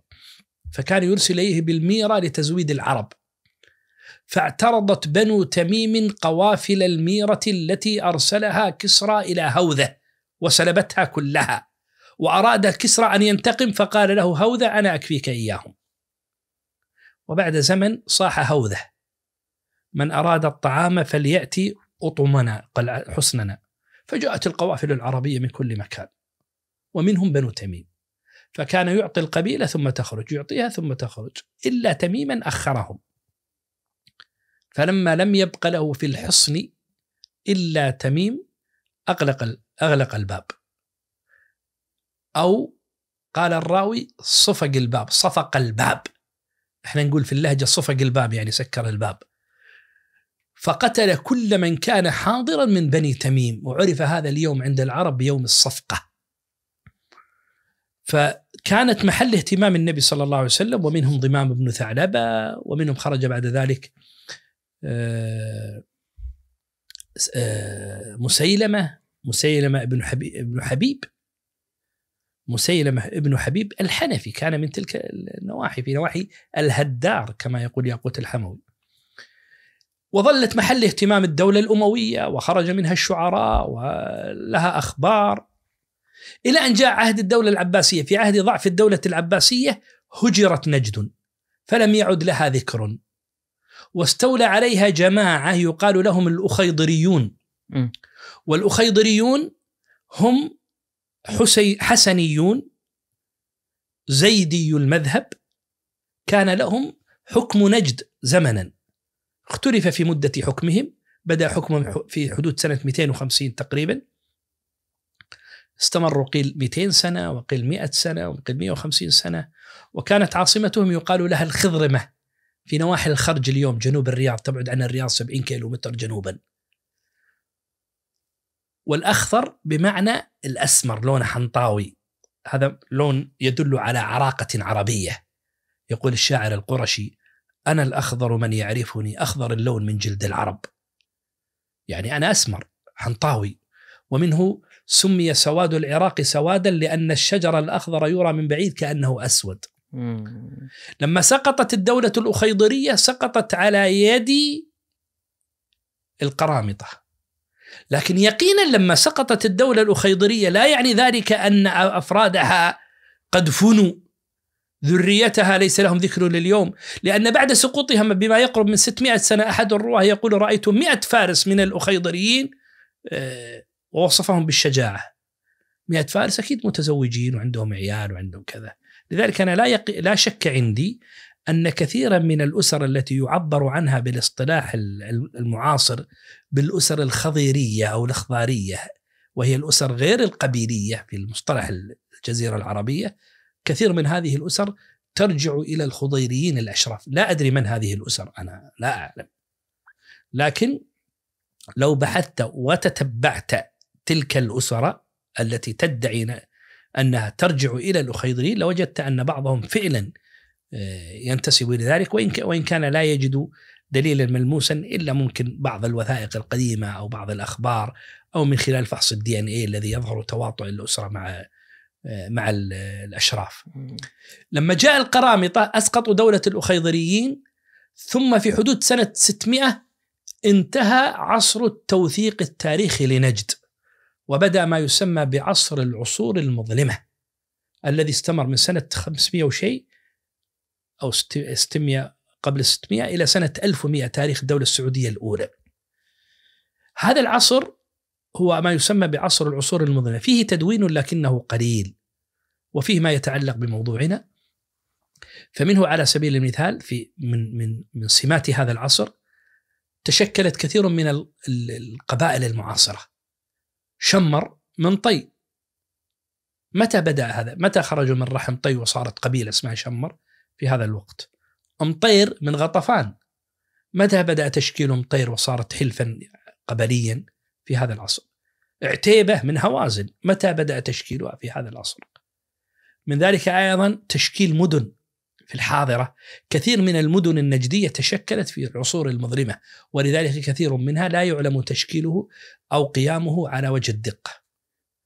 رقم 3، كثير من الأسر والقبائل التي هاجرت من نجد إلى خارجها أو أطراف الجزيرة العربية كان في هذا العصر. لذلك تشوف واحد مثلا ينتمي إلى قبيلة عربية مشهورة، وفي ذلك التاريخ فيما يسمى بالعصور المظلمة خرج إلى مدينة أخرى، ذهب إلى الأحساء، إلى البصرة، إلى الحجاز، إلى فارس، إلى مصر، إلى الشام. ذهب من أجل لقمة العيش، فليس متفرغا لموضوع النسب والتاريخ ومن هو ابن من. هو يتكلم عن نفسه: أنا فلان ابن فلان وانتهى. فلما كبر تزوج من أسرة من عامة الأسر، وقد تكون أسرة ليست برفيعة النسب، وصار ينسب إلى هذه الأسرة الجديدة أو صار فاقد النسب. كثير من الأسر اليوم الموجودة في الجزيرة العربية أو خارجها أسر عربية، طبعا بعضهم موالي عبيد لكن بعضهم أسر عربية تجهل نسبها لأن نسبها ضاع في تلك العصور المظلمة بحثا عن لقمة العيش أو فرارا من دم أو غير ذلك من الأسباب. ولو بحثوا وتتبعوا أنسابهم لوجدوا. وسائل تتبع النسب موجودة ومتاحة، صحيح بعضها صعب جدا لكن بعضها سهل. واليوم الDNA أثبت كثيرا من هذه الأسر، وهو معمول به على الأقل عند الباحثين أو المحققين. هناك ما يعبر عنه بالجاليات، مثل يقول جاليات عنزة، أسرة من أسر عنزة أصيلة تركت قبيلة عنزة ومواطنها وانتقلت إلى الأحساء، إلى البصرة، إلى برفارس، وهي أسرة تنسب إلى قبيلة عنزة، لكن لا يوجد بينها اليوم وبين عنزة أي وسيلة تواصل، يحفظون إلى الجد الخامس فقط مثلا. هذا ما عنده أي شيء يثبت على أنهم من عنزة سوى الموروث إنكم من عنزة. والعرب إلى وقت قريب كانوا يحفظون إلى الجد الخامس فقط. لما؟ لأن عليه الدم، فلو قتل زيد عمرا وفر زيد فإن أولياء المقتول إذا لم يأتي زيد قتلوا أي رجل من أقارب زيد إلى الجد الخامس، ولهم الحق في ذلك أن يقتلوا رجلا يجمعه مع زيد القاتل الجد الخامس. لذلك كثير من العرب لا يحفظون إلا الجد الخامس من أجل العاقلة ومن أجل الدم، وبعضهم طبعا يحفظ ويحقق. فهذه أسر عربية شهيرة، بعضهم يحفظ النسب وبعضهم يضيعه. أنا عندي ما يقرب من 1,500,000 وثيقة. قمنا في مشروعنا ديوان الخليج بمحاولة فهرسة كل ما يتعلق بالخليج بأنسابه وتاريخه وأسره، وفهرسة موضوعية. وجدنا كثيرا مما يتعلق بأنساب بعض هذه الأسر. أحيانا مثلا أسرتين من قبيلة واحدة اختلفوا على من يتولى أمر هذه الأسرة أو هذه القبيلة، على زعامة قبيلة، فتحكموا إلى الوالي العثماني الموجود في مدينتهم ورفع أمرهم إلى الحكومة العثمانية لتقطع في الأمر. فهذه الوثيقة تثبت أن هذه الأسرة ترجع إلى هذا النسب مثلا، وهذا نادر لكن موجود. عندي مجموعة وثائق عثمانية مثلا مكتوب فلان ابن فلان الفلاني نسبته إلى قبيلة معروفة أو إلى نسب معروف، وهذا يحصل لكنه أيضا نادر. أصلا الإنجليز لما جاءوا إلى الخليج كانوا يعنون بالأسر الحاكمة أو الأسر الوجيهة، وجاهة سياسية تجارية أيا كانت هذه الوجاهة، فيصنعون لهم مشجرات. الإنجليز عندي مجموعة مشجرات لأسر حكم وأسر وجاهة تجارية أو سياسية، مشجرات، ويكتبون مثلا من عنزة من كذا، وهذه الأسرة بعضها إلى اليوم لا يعرف نسبهم. فأحيانا قد تجده. الوثائق العربية على سبيل المثال، الوثائق العربية هناك ما يسمى بحصر الورثة، قريب مما يسمى بحصر الورثة، وهي أنه توفي فلان وترك فلان وفلان زوجته فلان كذا، تدخلك مع أسر أخرى أيضا يتبين لك النسب. أنا لا أقول أن هذه هي الطرق لمعرفة النسب، هذه من الطرق التي يستعان بها على معرفة النسب، موجودة متاحة. وإلا النسب يعرف بالتوارث بالتسامع، أنا فلان ابن فلان أنتسب إلى الأسرة الفلانية إلى القبيلة الفلانية. فمما أدى إلى فقدان أنساب كثير من الأسر العربية هو الهجرات، إذا هاجرت من مكان إلى آخر. أنا بضيق الوقت أبو سعود ودي أختم موضوع العرب اللي موجودين في برفارس. يعني هذا التجمع اللي موجود يمكن من أكبر التجمعات العربية لليوم، تاريخيا يعود إلى شنو الأحداث اللي صارت؟ طبعا كل الأسر، عشان نقرب الصورة إيش المراد ببرفارس. إحنا في الخليج عندنا دول على ساحل الخليج، عمان، الإمارات، قطر، البحرين، المنطقة الشرقية في السعودية، الكويت، هذه كلها على ساحل الخليج. يقابلها، هذا يسمونه الساحل الغربي للخليج، يقابلها في الساحل الشرقي للخليج إمارات عربية مثل هذه الإمارات تماما. أنا أتكلم الآن عن ما قبل 1925. فيقابلها إمارات عربية كل أهلها عرب، لم يدخل معهم الفرس إلا بحدود ضيقة، أسر عربية تنتمي لقبائل عربية من لنجة مقابل عمان إلى الأهواز مقابل الكويت، ولهم أحداث وأخبار وأمراء وحكام وسياسة وتجارة ووثائق ومصادر، وتكلمت عنهم المصادر البرتغالية والفرنسية والبريطانية والعثمانية والفارسية والعربية. أسر عظيمة. هذه الأسر أولا متى هاجرت؟ يقينا أكثرها هاجر في أيام العصور المظلمة، لأن صار لها 600-700 سنة فلا تعرف تاريخها. ما هو طريق الهجرة؟ بعضها هاجر من وسط الجزيرة العربية إلى نواحي صور في عمان إلى الساحل الشرقي، بعضها من وسط الجزيرة العربية إلى مثلا العقير والقطيف والدمام قبل لا تسمى الدمام إلى، وبعضها هاجر من نواحي البصرة ثم دخل عليها من نواحي الأهواز. طيب ما أصولها ما أنسابها؟ يعرفون أصولهم العربية لكنهم يجهلون أنسابهم، ومن حفظ منهم أنسابهم فإنه يعرفها على وجه الإجمال أن من تميم، لكن لا يعرف تفريعاته. لما؟ لأن هجرتهم قديمة وهاجروا إليها في وقت شغلوا به عن لقمة العيش عن معرفة النسب، فما عاد يحفظون أنسابهم. لكنهم أسر عربية وكلهم شافعية إلا بعضهم حنابلة، مثلا آل فخروه وهي أسرة شهيرة موجودة إلى اليوم في قطر والبحرين، وعندهم بيت هنا في الكويت. هذه أسرة حنابلة. المرزوقي عندنا في الكويت، المرزوقي حنابلة أو بعضهم حنابلة.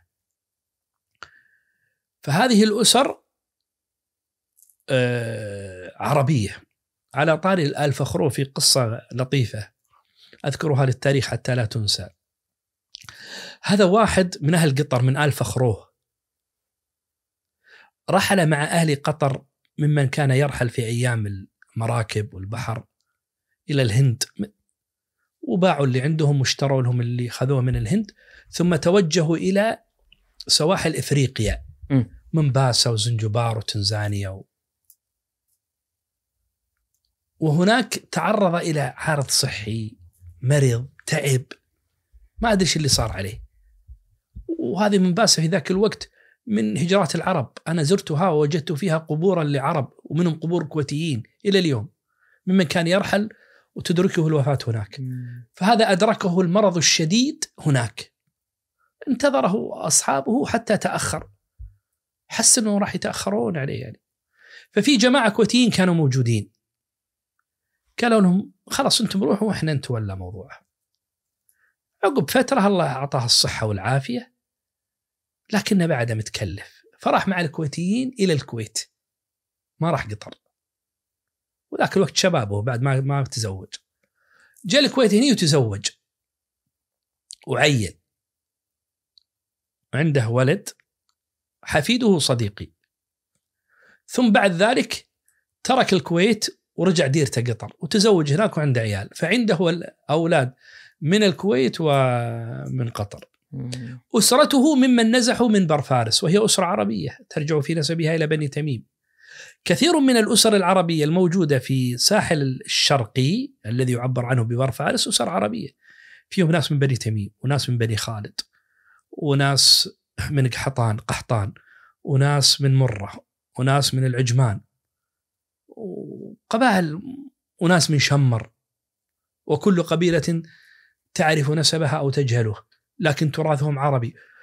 لما ضيق عليهم الفرس في مطلع القرن العشرين جاءوا إلى الخليج وسكنوا. اليوم هم جزء من الخليجيين، مواطنون خليجيون، لكن أكثرهم إن لم يكن جميعهم لهم أبناء عمومة ما زالوا موجودين في الساحل الشرقي.